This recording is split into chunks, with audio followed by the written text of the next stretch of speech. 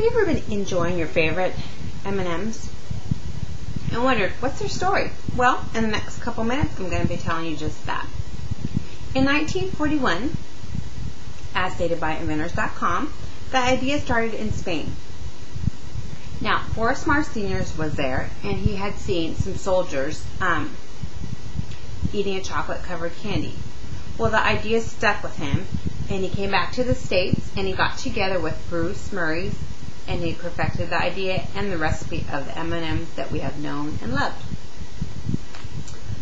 Now, initially, it was introduced to American GIs during World War II, and it was sold exclusively to them. Of course, their popularity grew, and the candies went mainstream, and they were available for public to enjoy and love.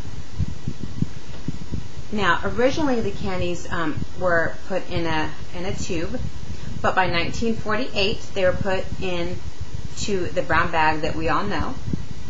And the original colors that were used were red, yellow, green, brown, orange, and violet.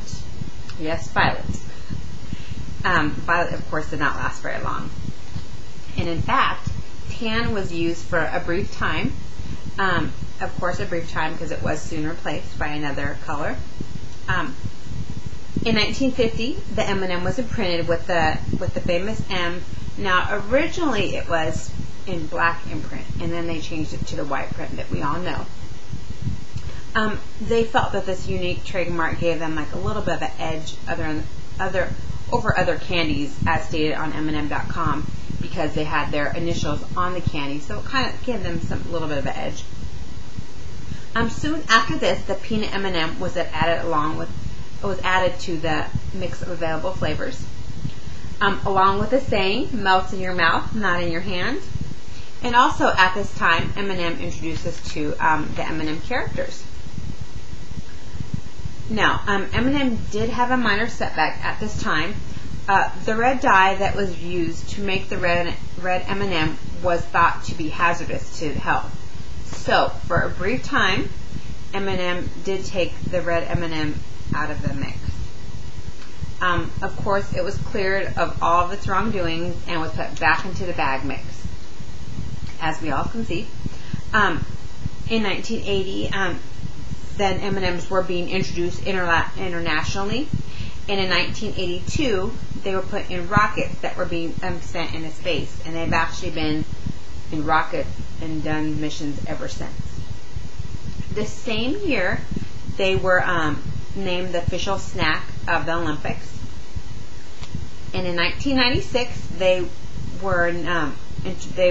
introduced the Colorworks, that were the 20 different colors that M&Ms have available at your favorite candy stores.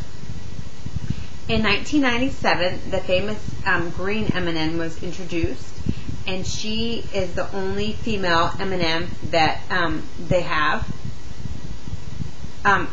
as well as the crispy M&M that was introduced for the available flavors.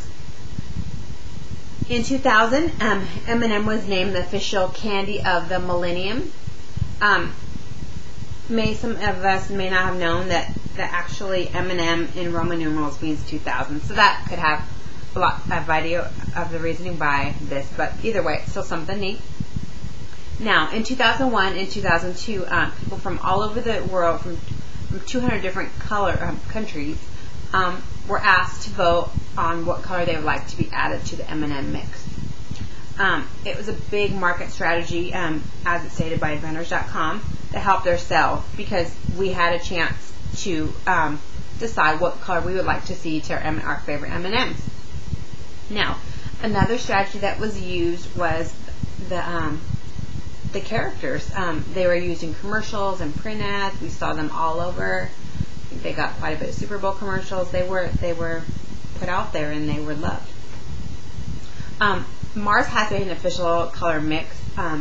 His color mix is 20% red, yellow, and brown, and 10% green, orange, and blue. At this time, the available flavors are chocolate, peanut butter, almond, crispy, coconut, mint, dark chocolate, minis, color works, and of course the newly introduced pretzels, which I have not tried, but I'm very excited to. They are made in New Jersey and in Tennessee. They are sold in over 100 countries, and M&M Mars is the largest chocolate candy selling company in the world, and it's also the top selling. So next time you're enjoying your favorite M&M, you could think and know you know what M&M stands for.